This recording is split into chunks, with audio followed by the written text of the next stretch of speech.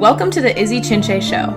And kids especially, I think even in high school, like when you think about who the leader is, it's the person that's like rah rah, getting the team pumped up, doing the cheer and the chant, like, and that's what it is. And it's like, honestly, it's a person who stays late, picks up all the gear, checks in with the players in the locker room, is like, hey, are you good? Are you ready for this? Like, checks in with the coaching staff, like, do we need anything? Like, where can I step in? And they just have no idea. I think sometimes when they have this picture, and I'm like, it's actually one of the hardest positions because you are serving. It's not about you at all. It's not about you. You're gonna wrestle hands because you're serving your team the entire time. I'm so excited you're able to tune in. Join me as I interview athletes, entrepreneurs, and high achievers.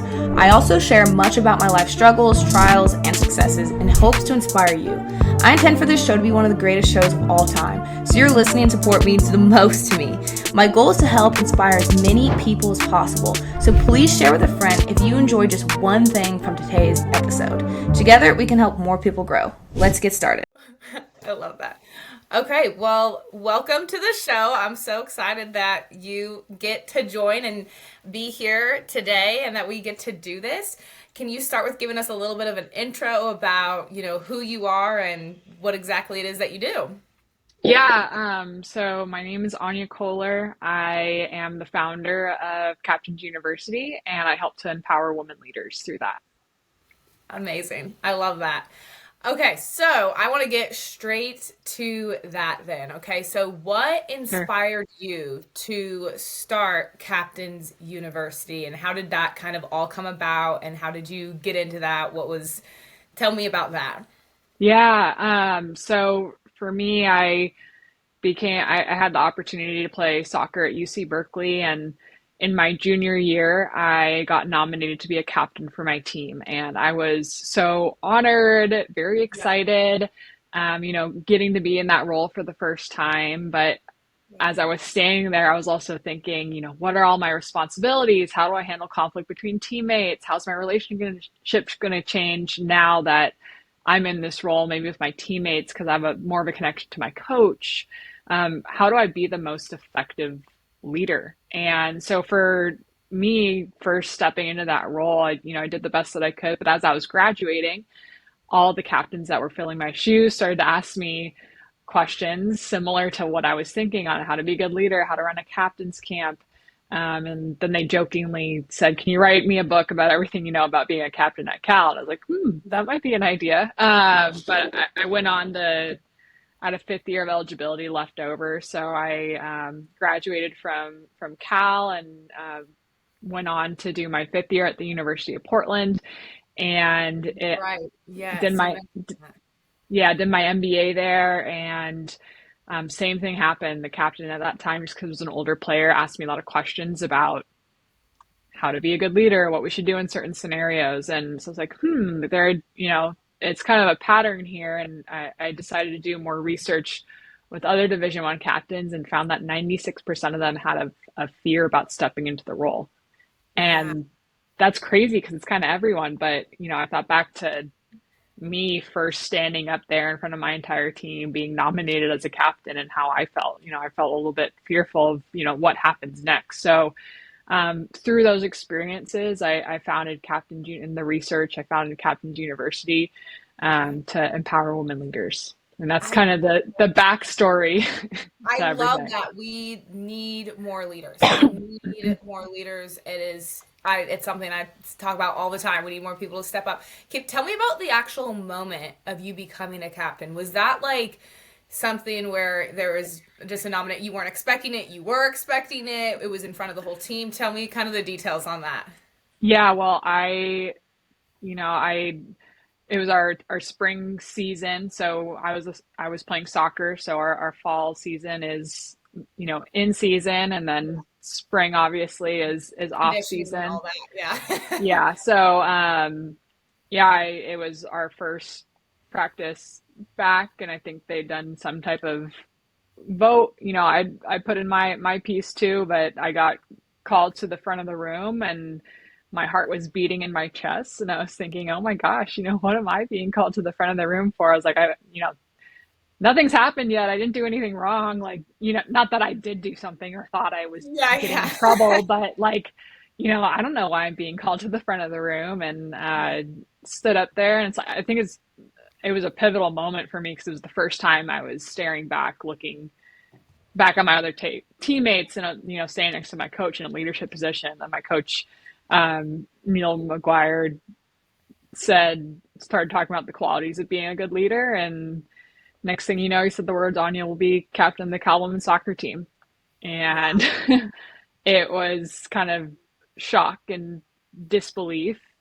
Yeah. Wow, my teammates, my coach, I would have never Yeah.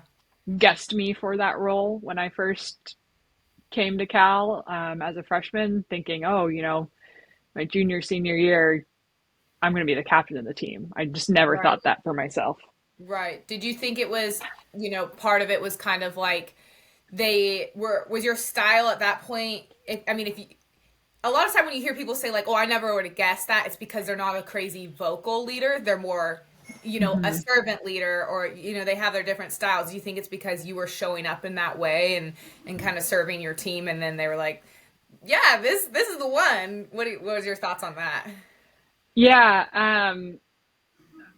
I think so through the assessment, and I'm sure this will come up later, but Captain Junior has a leadership assessment, and I am lead by example. I am full on the person that's going to help set that standard for the team and really help raise the bar, support people, be that servant leader for others. And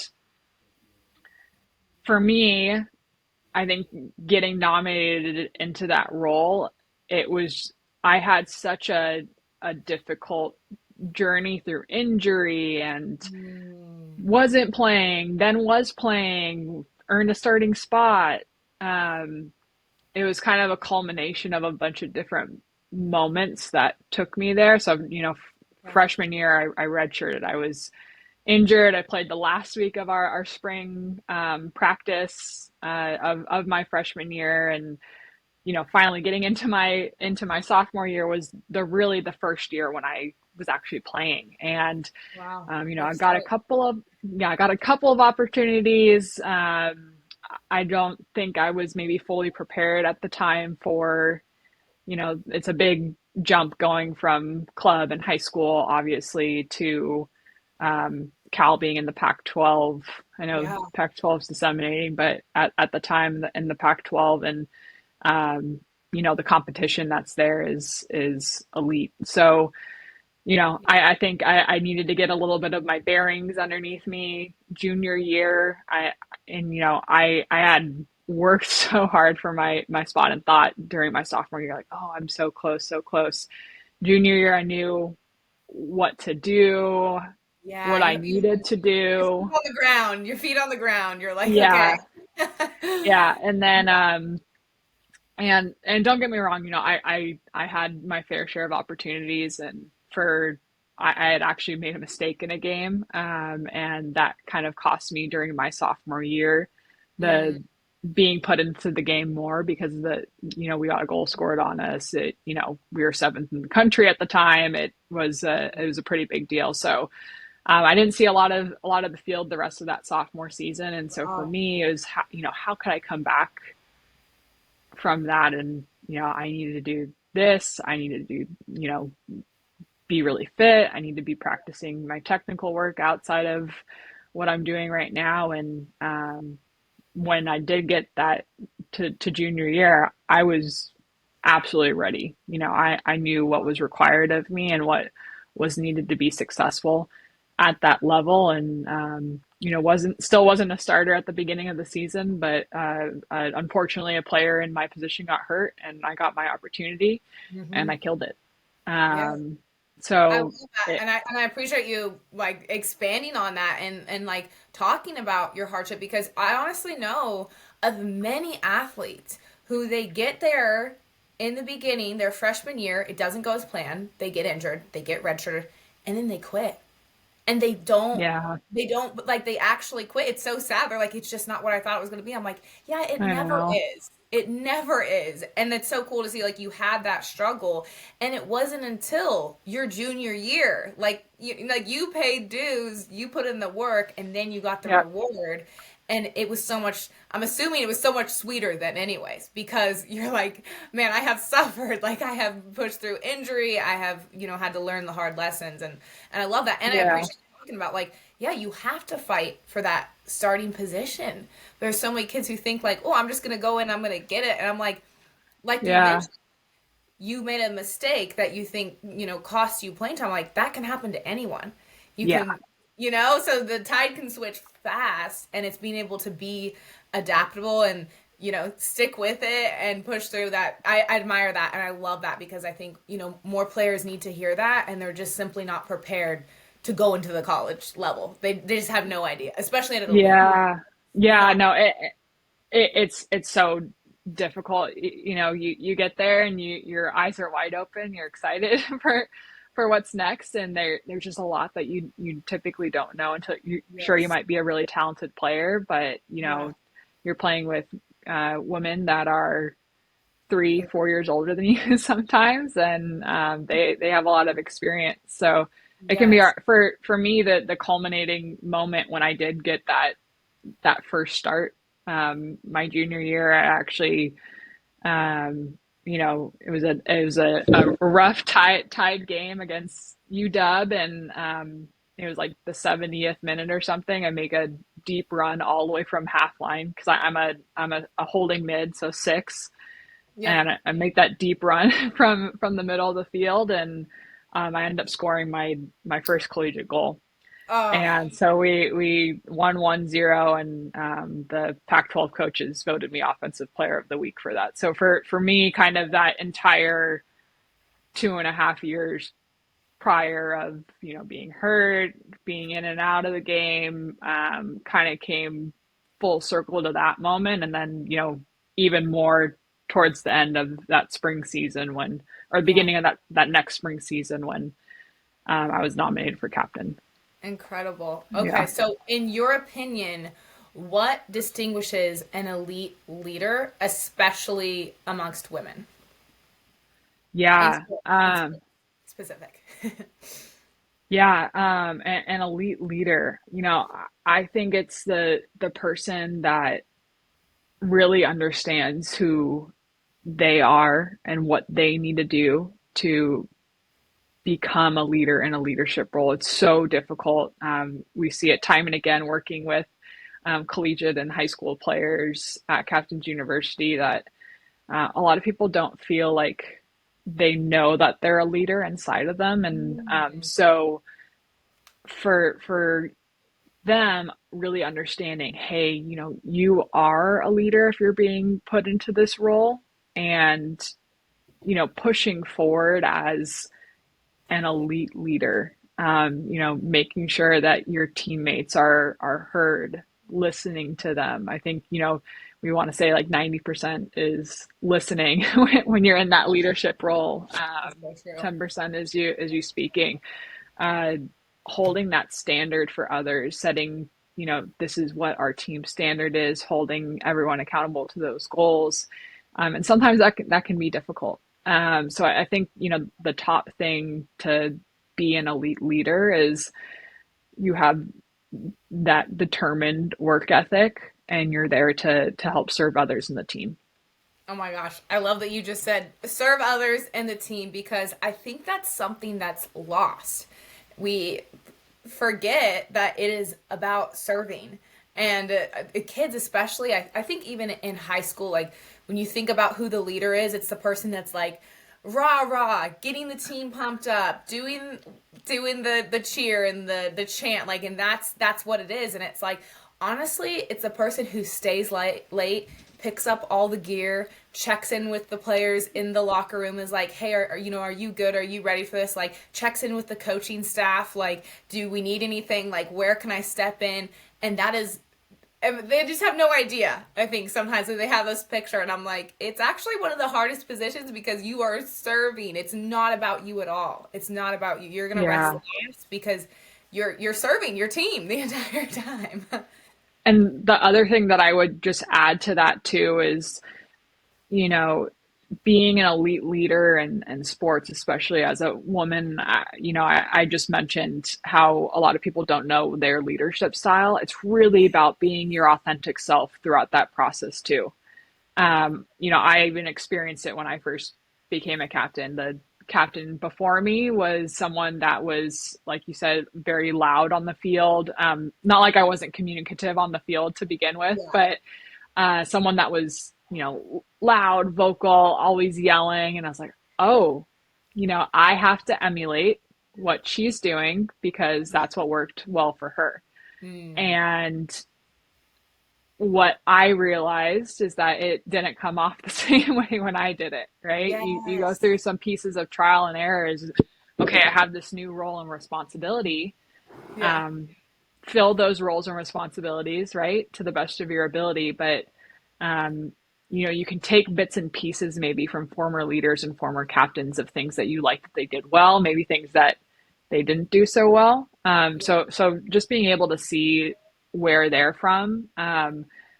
Moving forward through that though, I tried to be that extremely loud, just like yelling at everyone leader. And it kind of didn't work out for me at the beginning. It came off as really inauthentic because And off exactly. Yeah. Anya was this type of leader before, Yeah. and this is the role that I played for the team, obviously not given the title of a captain, but Yeah. why do you have to change so much when you step into that position? I think that's a Mhm. perception of a lot of student athletes, is that they They see the need something leadership wrong. role, Yeah. yeah, as they need to change their personality, they need to change and so that's why, I caveat that with, sure, you Yeah. have more roles and responsibilities, but how do you stay true to your authentic self throughout Oh my the goodness. process? Because that's just really gonna come across a lot better to your teammates and Yeah. be in the long run more comfortable for you, more Yes. comfortable for the team. So I think that is probably one of the big distinguishing factors in an elite leader, in addition to the other ones we just Yeah. mentioned. I would agree. I think my style is honestly kind of that. And that's always how I've been at. Like I bring the big kind of energy and the cheering and the whatever. And I think as I got older and I moved on to play elsewhere, I was like, yeah, I don't have a captain's badge. To me, that didn't change whether I was going to be a leader or not. I never was like I needed that to Totally. be a leader. And as I went on, I was like, I actually probably got a little bit less of that because if you're yelling all the time, you get drowned out. But if you're Yeah, yelling like just when it really matters, that is that is when people are going to hear it. That is when they're like, okay, all right. But I think I kind of encompass that side of things. And I've had, people say, look, I'm just not like you. I'm not super loud. I'm not that person that's super outgoing and gonna, like, I would do the cheers and like all that. Like, I yeah, love it. yeah, And I was like, that's just one form of leadership. And I feel very fortunate. exactly. I had a great coach at a junior college that I played at before I transferred Division 1, and he Hmm. he was great about talking about leadership and talking about leadership styles, and he would make us like read books on the different styles, and he drilled Mm, into us like be a servant leader, be a servant leader, lead by example. Like that should always be the way that you do it first. And I was like really respected that and grateful that I was able to be under that kind of coaching and kind of totally. pair that with the like rah rah let's go. Yeah, Yeah, because I think that side yeah. of it is fun, but we can. I mean, if you're doing it all the time and there's not everything else behind it.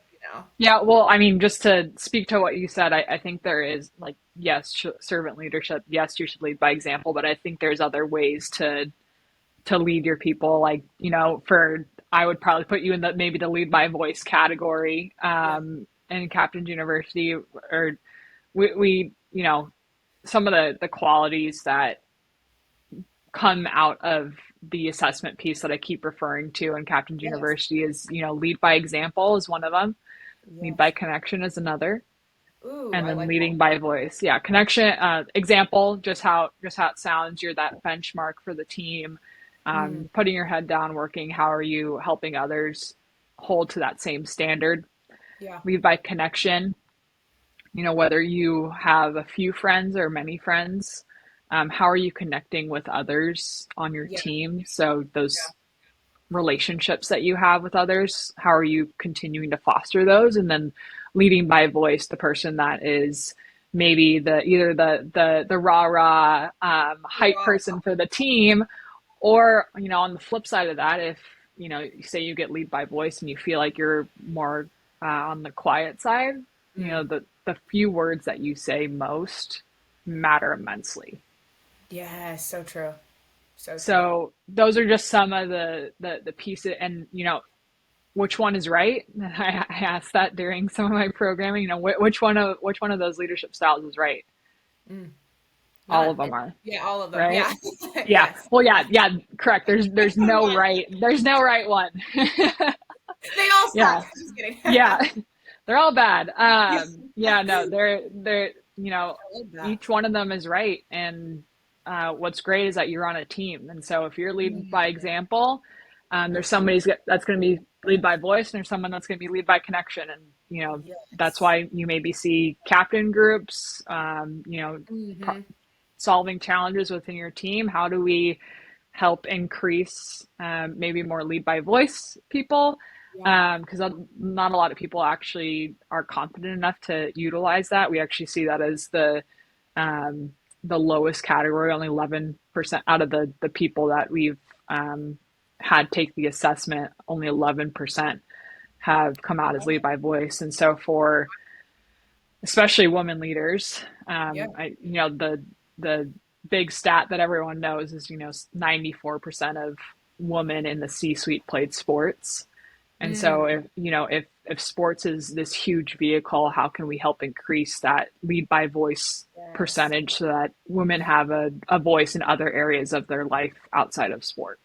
That is so interesting. I did not know that that was the lowest category. I think because it's probably the most glorified category. I feel like, in like movies and sports teams, it's like the guy that's in the locker room, like, come on, boys, like, let's get out there, Yeah, and says the motivational. That's like kind of the glorified uh, yeah, role in that. So that actually surprises me. But that's very interesting. That's very interesting. But that makes sense why people are like, oh, I don't feel confident because that's the picture of what it is to be a leader. So obviously they're like, that's not in alignment with who I am. So I don't feel confident to do that. But yeah.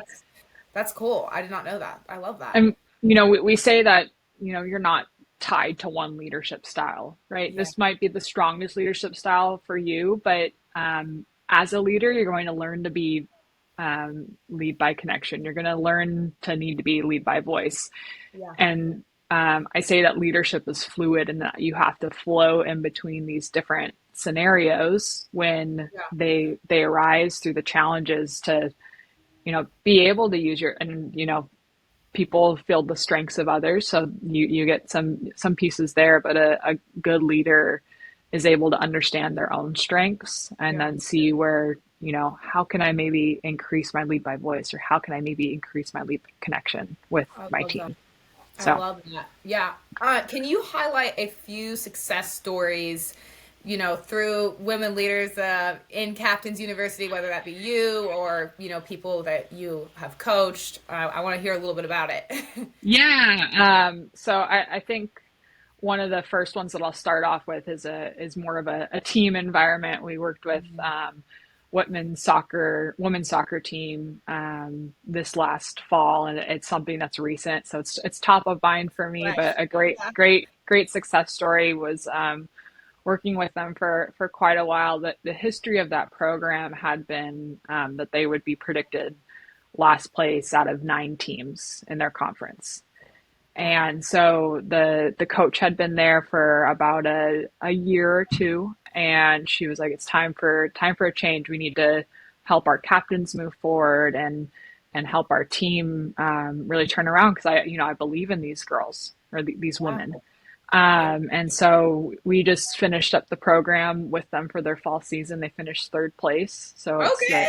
the Let's high, go. That's yeah, incredible. That is yeah, incredible. the Yeah. highest finish for them in quite some time. So I was very, and then they had it. 8 Northwest Conference honorees Wow.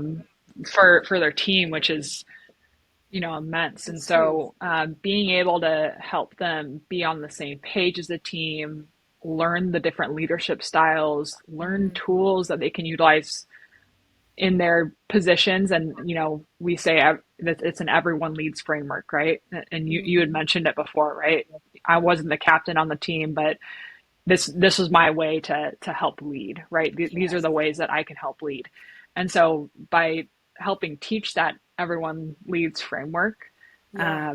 they are able to really get together around what their goal was, and Yeah. they surpassed it. The They got third buy-in, place. the buy-in is huge. I've seen that. I'm like, when it's not happening, it's like there's just lack of buy-in. There Yeah. often, if everyone's not taking ownership, they're not bought in, and it's like, okay, where do we shift this? What were some of the key pieces in that like you felt you saw immediately? You're like, okay, these are some of the problems we need to address immediately, because I'm sure.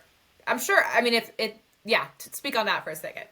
Yeah, I think, some of the things for them is, having the confidence in themselves.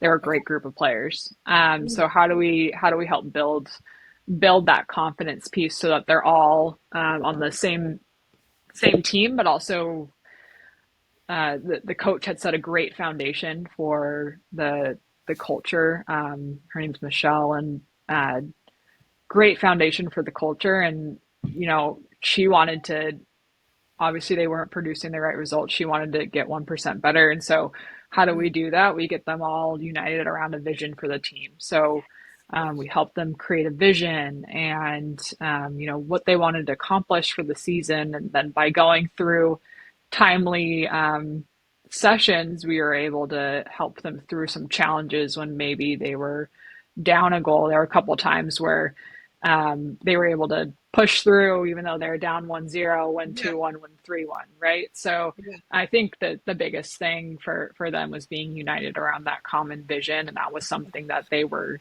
missing, Yeah. or not missing, just maybe just wasn't clear. Because we always think of what's in the coach's head, and Mm. right, and this even happens with or used to happen with me. I don't know everything that you're Yeah. thinking in your head. You don't know everything that I'm thinking in my head. So just making it really clear what those expectations are, I Yeah. think had tremendous value in that. And then obviously bolstering that with the leadership tools so that when they did get in those scenarios where, hey, we're down 1-0, how do we come back? Or, Yeah. we're having some issues on the team with, and these are more not specific to that team, but we're having some issues with players not playing on this team. Like how do we keep them involved? Um, Yes, that so is huge. Yeah. yeah, so there's a lot into that, but that's just one great Yeah. story that happened recently. So I'm very very Incredible. proud of them, and a very like an excellent program, excellent coach, excellent players, excellent athletic department. So Incredible. um, you know, very very thankful for the opportunity to be able to help support Yeah. them in achieving that. And a couple other success story, or not success stories, but I would say people that have utilized the leadership assessment in Captain's University to their advantage.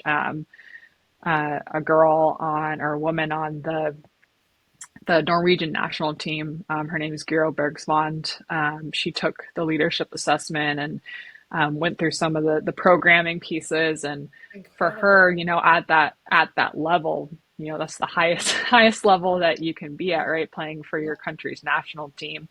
Yeah. And for her, at that point, you feel like you understand or maybe know yourself a little bit better. So she's like, Yeah. if these are the things on her leadership assessment that I'm really good at, how am I doing these every single day? How am I utilizing my leadership assessment results as a checklist for, Yeah. was I approachable to someone today? Was I, Oh, so good. steady in my training and steady maybe in the other areas of my life?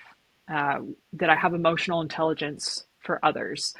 So being able to utilize that as a checklist has really helped her, especially at the level playing with Brighton and Hove for her club Yeah. professional team, and then um, with the Norwegian national team. So she's one of them, and then another one, Kira Caruso. She plays for the San Diego Wave here in San Diego. That's where I'm located today, and yeah, she also plays for the Irish national team, and same thing. Took the assessment, and I think hers was really interesting because a lot of Mm, times you see that people have a blind spot maybe about their leadership styles. She came out as lead by connection, but she was the person that would probably rip your head off and is very vocal on the field. She says what she needs to say and yeah. but it's impactful, right? And so for Yes. her, I was like, hey, just like think about it a little bit, let me know what take some time to look at it. Sometimes we have blind spots, and then those Yes. first time you're seeing it. She came back a couple of weeks later and was like, I am totally lit by connection. I was like, okay, tell me why, because that's a big Yeah. change.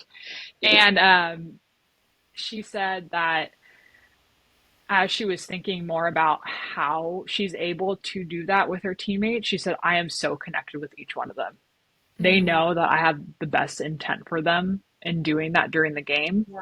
and that it's not coming from a place of malice. It's not coming from a place of, me trying to bring you down or trying to hurt you. I'm just trying to support everyone. And through her relationships that she had off the field, she was able to bring that forward in the game when the intensity needed it. So, that's just another example of an elite leader that's gone through the assessment and the programming piece of it Incredible. also. Yeah. Well, I'm so grateful for you. Seriously, genuinely, like so grateful for what you're doing because you are being a leader in doing things like this, and it's everyone who's in a sport, the sport will end, right? And no one in it wants to ever admit that, right? And feels like Yeah, it's never going to end, but it does. And when you have gained skills, valuable leadership skills, like that is going to carry into the rest of your life. Like it's going to carry into your family, totally. being a leader within your family, in your place of work, wherever it is.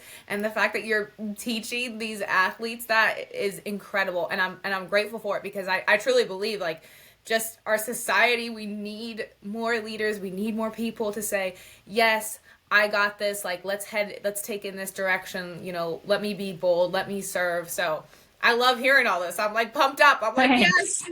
more leaders. So keep it up. Do it. Like I'm Thanks. I'm really, really pumped that you're doing this. And it's, just incredible stories. Okay, so can you teach a couple of practical tips for anyone listening who feels like they're like listening to this, they're like, yeah, I want to know how to be more of like a leader, and yes, in sports, but also just in life, like maybe like one or two, three, if you feel like it, tips on how to just become a better leader. Yeah, a couple of tips. I think that the biggest tip that I would say, and this kind of goes along with everyone, you get to the role and you don't want to let others down, and Mm, um, don't try to please everyone. I think, and I know that sounds a little cheesy, but you get into that role, and it's not a popularity contest. You have to stick to your values, what the team set out to do, and how are we reflecting that in what we're doing on a day to day basis, right? Don't 90% of leadership is learned, and so when you're first stepping into that role, if you're already in the role, you have so much room to grow. There's a study that was done. It's called the end of history illusion, and what they said is they surveyed, I think it was like 1,300 or 2,000 people or something, and they said of all different age range, different points in life, and they said, imagine yourself, look back 10 years prior, and how much have you changed in the last 10 years from that point to now? And everyone answers, oh, I've changed so much. There's so many things that I've done, whatever, right?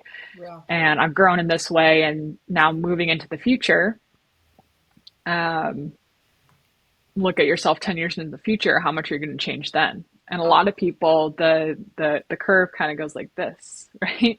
And for everybody, I kind of motioned a flattening curve. A lot of people don't see themselves as growing into the future. They might have hopes and dreams for themselves, but they don't really feel like they will grow at that point and moment in time. And so that that piece just goes to show that we can continue to learn yeah. and think about, how much you've grown in the past. And if you're younger listening to the podcast, in the past 5 years, in the past 2 years, how much have you grown in all the areas of your life?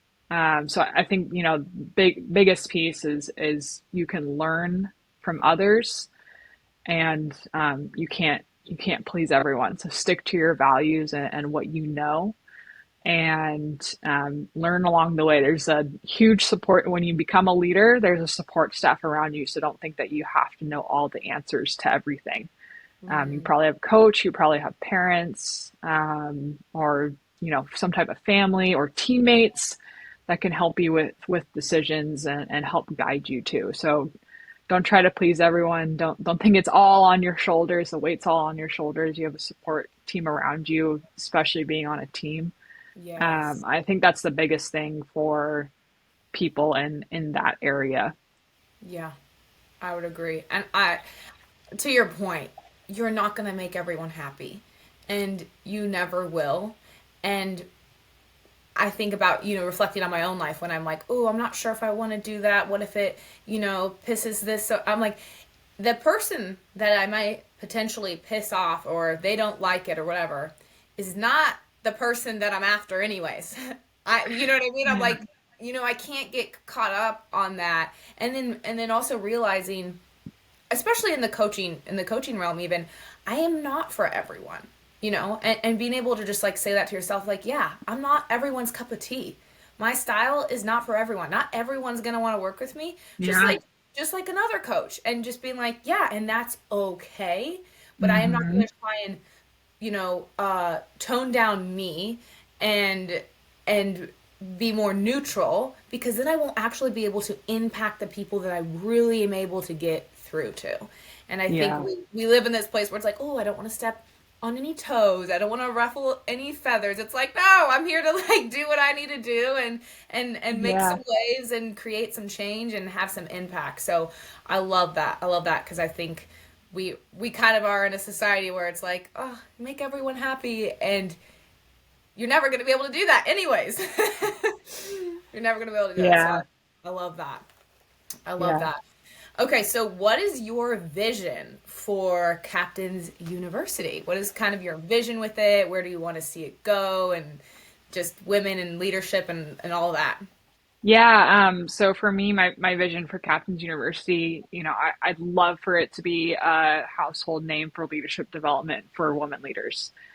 Something that, when you become a certain age, during club or in high school, that you can look to this, and then obviously at the collegiate level and beyond, you can look at this to help understand the tools and skills that you need to be really effective.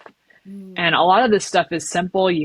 Some of it you may have heard before, but how do you how do you really implement that? And I think what's great about it is it gives you those real world examples, from your sport to be able to do that. I know Deloitte, it recently came out, predicted that women's elite sports is predicted to break the the billion mark right. in Yeah. expected revenue for 2024, which is fantastic. And our love for soccer, obviously, 43% of that is soccer. So I think Incredible. there's a huge piece for women's leadership in sports. And I Mhm. hope that Captain's University can help to empower those women leaders on their journey to feel more confident in their leadership role, whether, it's in the C-suite later on, whether it's in with their family and friends in a school setting, or, during their sport. I love that, and I think where you're talking about even in club and high school, it'd be so valuable. And so, kids who listen to us who are in the soccer realm, it'd be incredibly valuable for you to say to a coach, "Hey, I've been doing leadership training. I worked with Captain's University. I took the assessment and I've been working on my leadership skills." That is a huge asset because that is something that is very, very controllable because there's a lot of things out of your control. Like you're focused on your training, there's a couple things that you can like for sure control. And if you can add these other pieces to your game, like, yeah, guess what? I've been working on my leadership skills. Like I want to come in and contribute to the team, not just not just physically, like what I can do for the team, but what I can do mentally. Like how can I show up for my team, support my team, my coaching staff, and really serve. That is so valuable. And I think that's overlooked because they're just like, oh, how many goals did I score? Or how many saves do I have? And it's like, I think especially for kids at like a junior college level who are looking to trade, I'm like, you're old enough to really be able to be in that, understand that, playing at a higher level. Like, Yeah. go do some work, like check it out, and be like, okay, let me invest in these leadership skills. And I think that's something that truly would be good to present to a coach when you're sending these emails for recruitment, being like, hey, Yeah, I worked with totally. Captain's University, like I am working. Yeah. I'm not going to have this expectation to come in to be a captain, but I have knowledge in this field and I am ready to serve. I'm ready to serve because I Totally. think most coaches understand that if you have a player coming in who really is a leader, not someone who wants to look like a leader and get the glory of being a leader, but someone who Hmm. truly is a leader, like that's an asset. That is someone that I Yeah. want on the team, and that's incredible. And I think that would be good to get that out. And these younger kids need to be doing it. Yeah. I think just to add on to what you said, we put so much into the tactical and the technical and the mental side of the game, right? Mostly technical and tactical. And as we should, right? You need to hone your skill and Yeah, hone your craft. yeah, But what work are you doing when it comes to being an elite leader for your team? mm-hmm. What resources are there? I mean, Captain's University is a resource now, but what resources at your club or what resources at your high school currently are there to help you be a leader, right? There's not a lot. So, you know, really focusing in definitely gives you that competitive edge of, hey, I'm working on this. I understand that, being a leader is more than an armband. Me coming into your program as a freshman or some type of transfer at a higher age range, how are you moving forward through that and becoming a leader in that way? It's more than an armband. Yeah. Yes. Yes, absolutely. And I think also if you are in a leadership position, like you're doing that kind of work, you're going to have more success because there are so many kids, like, it is so hard. It is hard getting into college and playing at Yep. an elite level because you don't know anything about life. Like, you're just launching. You have no idea what's going on, like, Yep. what is happening. And if you haven't done this work to prepare, and I think a lot of coaches we're missing the mark. We're not preparing kids for college in the way that we should. We're just like skills, skills, skills, skills. I'm like, yeah, do you have like your sleep routine, like your food figured out? Like, do you know all these other things? I'm like, those things actually add up because when they come in and it takes a toll on your performance. But if you can be locked in on that and it goes back to what you were saying, like knowing yourself. You know yourself, that is going to help you in your entire athletic career. Like, I mean, it's going to help you in life, but especially in your athletic career, because Yeah. you're like, okay, like I know this about myself. Like, these are my strengths. This is where I'm going to come in. These are some areas that I need to level up. But yes, I love that. I absolutely love it. And where should Awesome. everyone go to like find you to be like, okay, like this strikes a chord. I want to check this out. Where should they go? Yeah, so I would say, we're on social media, so you can find us on Instagram and Instagram, LinkedIn, Facebook might be I'm not sure if this is the right age range for Facebook, but we're also there as well. Um, so on Instagram and then or social media, and then you can also find us at captainsuniversity.com Uh-huh. and you can send in a support message, and I'd be happy to learn more about you as an athlete and as a leader or your team. Amazing. And on Instagram, it's just Captain's University, Yep. everything, and they can find it that way. Yep. At Okay. Captain's University. Yep. Amazing, amazing. Okay, well, I love this so much. This was incredible. It's pumped me up. I'm like, yes, keep going. You're amazing. Everything that you're doing is awesome, and we need more of it. So thank you so much for joining.